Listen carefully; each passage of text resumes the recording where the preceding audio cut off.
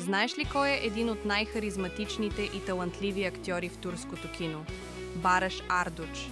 Той не е просто поредният красив мъж на екрана. Зад тази усмивка се крие човек с невероятна история. Роден е на 9 октомври 1987 година в Швейцария. Да, звучи изненадващо, но семейството му се връща в Турция, когато той е още дете. Израства в многодетно семейство и винаги е бил много активен. Спортът е бил голямата му страст. Малцина знаят, че преди актьорството Бараш е бил професионален спортист, пловец и дори спасител. Представяш ли си го на плажа, помагаш на хората? Но съдбата имаше други планове за него.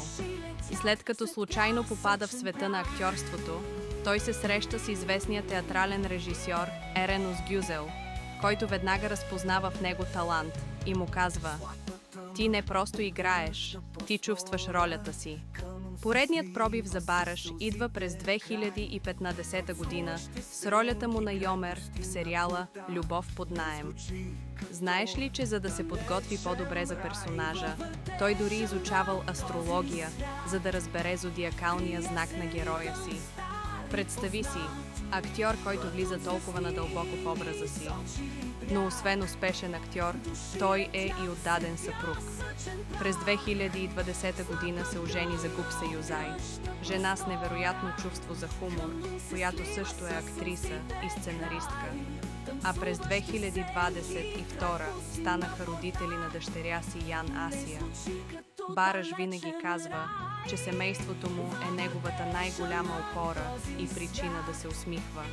Въпреки славата, той остава земен и обича простите неща – спорт, природа, пътувания.